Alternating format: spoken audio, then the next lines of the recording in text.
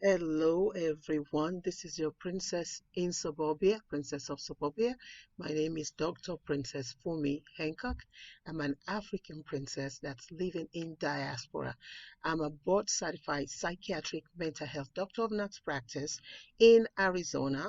And of course, people call me your life rehab ambassador. And I like to call myself your compassionate. Let's say that again. Your compassionate trauma care maestro.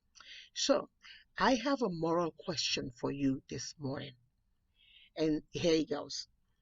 If you had lost a parent, if you had lost a child, if you had lost a significant other, if you had lost somebody that is very dear to you to COVID-19, would you still support Donald Trump as the president? Let me say that again. If you had lost a loved one to COVID-19, either directly related to COVID-19 or indirectly their way of suicide or anything else, would you still support our current president? I tell you, I woke up this morning with that question on my heart. I woke up just thinking, my God, this time last year, right? Yesterday we talked about 9/11, all the experiences that we had at 9/11 in New York City. And I remember that I was living in that area. As a matter of fact, I actually worked in one of the buildings. And I tell you, when we were celebrating, well, I say celebrating, or just thinking about 9/11 a few days ago, all the emotions, all the chaos, everything that surrounded that attack just came flooding in. And so I woke up this morning just asking that pivotal question when I saw that the number of people that we have lost to COVID-19 is almost 200,000. And that it's also projected by reliable sources that if we keep what we're doing right now on, that by January we would have lost about 400,000. And so my question is, if you had lost, if you had lost a loved one, would you still get up and support Donald Trump as the president? Would you still get up and say, well, forget the mask because it doesn't exist? Would you say that? Right? So last night I watched that some people were actually in real life. They were being interviewed at one of these rallies. And an older guy comes up to the mic and said, well, if I die, I die. If I die, I die. And then one other person said, oh, it's just a hoax that was created by some left wingers or right wingers. Now, let me tell you this, right? I am not necessarily a political person when it comes to America. Now, in Africa, yes, I'm known to be political. And here, but I've never been, right? I've always been quiet. I've always just literally watched. I've always just focused on just health, the health of my people, the health of those that I serve, the vulnerable people that I serve from ages 4 all the way to 90 some. But we are in a situation right now where we have to get off the fence. Many of us have to get off the fence, and you've got to speak out. You've got to say something. And what is saddening to me right now is the fact that you have people somehow, for I don't know how this is happening, that they're hearing with their own ears what our leader is saying. They are seeing it for themselves. They can conclude it, right? And yet, they believe the lies. They believe things that are not true. As a board certified psychiatric mental health, a doctor of nurse practice, I see in my practice on a daily basis how people test positive. So I know it exists. I not only see that, I see people that are actually dying of COVID-19. And I'm telling you, even right now, as much as we want to believe that everything is going lower, everything is lowering, and all this kind of stuff, people are still dying of this. I know people that are close that have died of it. I know colleagues that are nurse practitioners, nurses, physicians, PTs that have died of it. And now what we're seeing now, the trend that we're seeing now are teachers that are actually dying at age 24, at age 44, at age 57, at age 20, dying of this. And and this is the conclusion that I've drawn. The conclusion that I've done is that people who don't care do not care because they don't know anybody personally that have passed from it. People don't care about each other because they feel like, well, as long as I'm feeling fine, as long as it doesn't touch me, as long as my children are safe, as long as my loved person is safe, well, what could go wrong, right? Why do I need the mask? After all, I'm safe. And we have in a country that people like us who are immigrants came because of the milk and honey. We came because of the promise that we can be somebody in this country without prejudice, without racism, and to see the magnitude of what's going on is frightening. And I sit here, and for the first time, I can say to you, I'm afraid for my children. I'm afraid for my black princes that are born in America. I'm afraid for them. I'm afraid that they can go out someday and somebody might accost them. I'm not even talking about the police because, frankly, when I was a social worker, the police helped me a lot. So when we're talking about defunding, people are getting it twisted. The fact remains that our police officers need help. They need psychiatric help. They need psychological testing.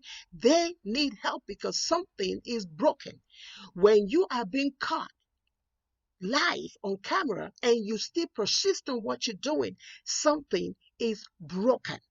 And when we as a nation get up and we stand and we look and we stand for what is wrong, then something is completely broken.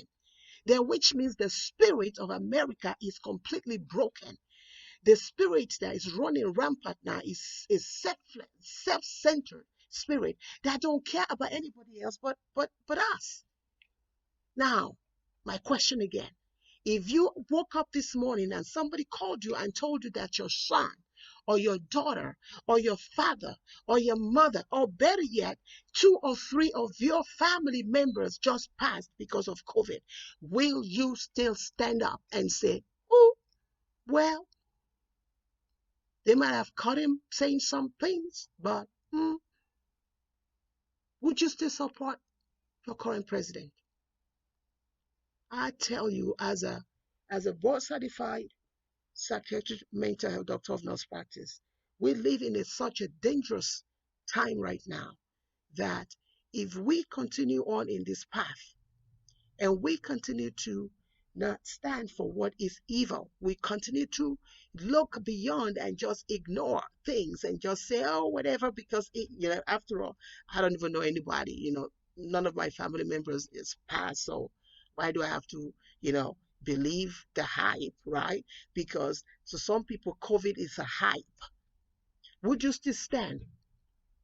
And the truth is, I've seen many people that have turned because of this, because now they have a personal history with COVID, and now you see them turning, because this is frankly not a party thing.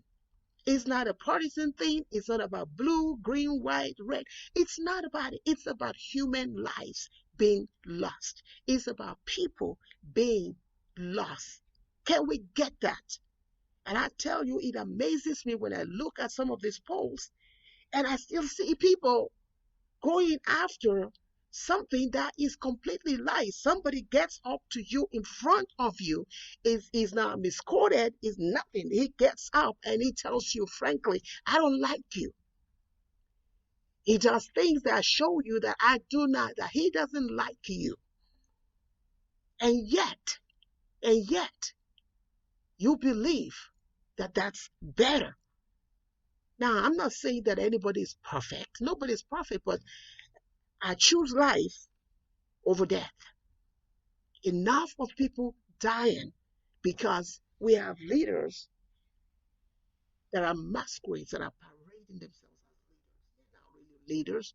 Leaders tell the truth, regardless of what. Leaders do not try to defend the undefendable. Leaders get up and say, hey, this is the situation, and this is how we're going to do it. Leaders do not make excuses. Leaders do not take situation that is glaring and then try to twist it and make people believe the others. Leaders are not authoritative.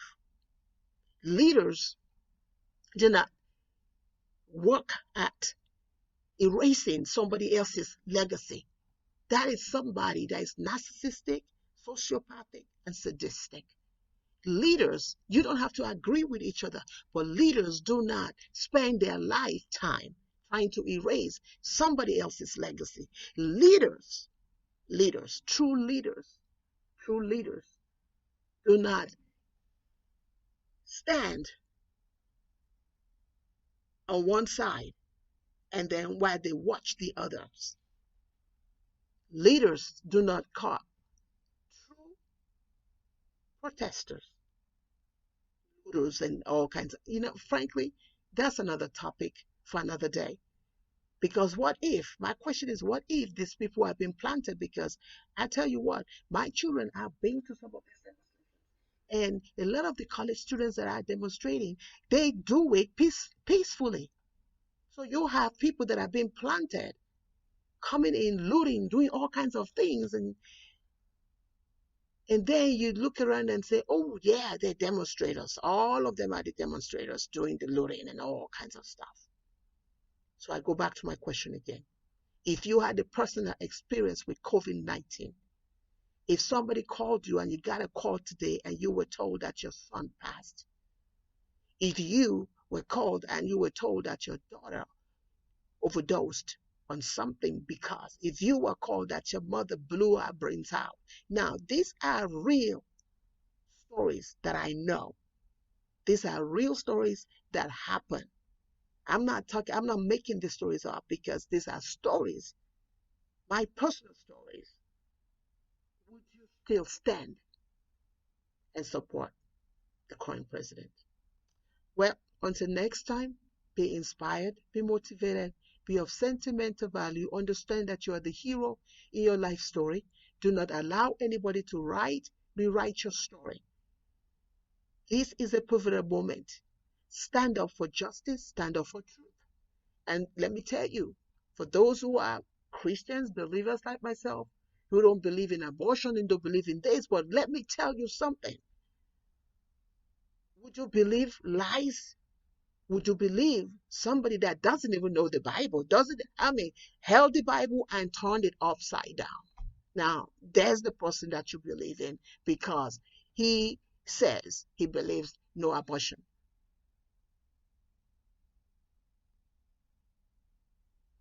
It's a sad day in America. And the fact that they still say make America great. America can be great if we do the right thing.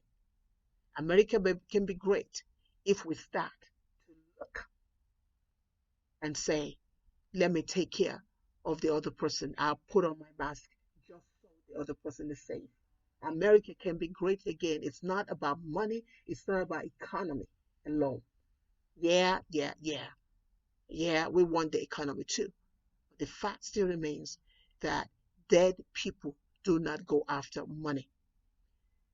Tell it to the 200,000 that have died right now, because somebody made that choice for you, not to tell you, but to lie, and yet you're going to vote for that person. Now, that tells me a whole lot that this is not the America that I knew. Until next time, be inspired. And this is Dr. Hancock, Dr. Princess Fumi Hancock, saying, see you soon. Bye-bye now.